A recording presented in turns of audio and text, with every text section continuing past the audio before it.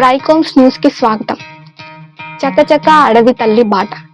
గ్రామీణ గిరిజన ప్రాంతాల్లో 1000 కోట్లతో చేపట్టిన రోడ్డు రహదారి పనులను వేగవంతం చేయాలని అధికారులకు రాష్ట్ర ఉప ముఖ్యమంత్రి పవన్ కళ్యాణ్ ఆదేశం. ధూళి రహిత గిరిజన ప్రాంతాల్ని లక్ష్యంగా పెట్టుకుని రోడ్డు రవాణా అభివృద్ధి పనులను వేగవంతం చేయాలని రాష్ట్ర ఉప ముఖ్యమంత్రి, గ్రామీణాభివృద్ధి శాఖల మంత్రి ఆదేశం ఇచ్చారు.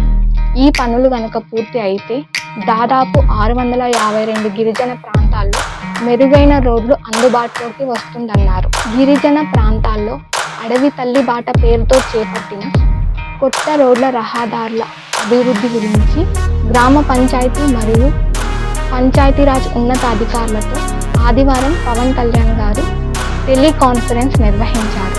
పీఎం జన్మన్ పథకంతో పాటు జాతీయ గ్రామీణ ఉపాధి హామీ పథకం ఉప ప్రణాళికల నిధుల మొత్తం 1005 కోట్లతో రహదారుల అభివృద్ధి పనులను 2 దశల్లో చేపట్టారు. ఈ పనుల విషయంలో అధికారులు ప్రత్యేక దృష్టి పెట్టాలి. 2 వారాలకు ఒకసారి అధికారులు సమీక్ష జరిపి పురోగతిపై నివేదిక ఇవ్వాలి. అలాగే రోడ్డు రహదారుల నిర్మాణానికి అటవీ శాఖ అధికారుల ద్వారా రావాల్సిన అనుమతులను వాళ్లతో సమీక్షించి చర్యలు జరిపి కావాల్సిన చర్యలు తీసుకుంటాం అని ఉప ముఖ్యమంత్రి పవన్ కళ్యాణ్ గారు పేర్కొన్నారు. సవాళ్లను వివరించిన అధికారులు కొండలపై ఉన్న ఆవాసాలను అనుసంధానిస్తూ కొత్త రోడ్ల నిర్మాణానికి ఎదుర్కొన్న సవాళ్లను గురించి ఉప ముఖ్యమంత్రి పవన్ కళ్యాణ్ గారితో అధికారులు వివరించారు. ఏజెన్సీలో వర్షం కురవడం వల్ల పనుల్లో వేగం తగ్గిందని కూడా వివరించారు. 186 పనులను నిర్వహించగా మరో 20 పనులు టెండర్ దశలోనే ఉన్నాయని అధికారులు ఉప ముఖ్యమంత్రితో వివరించారు.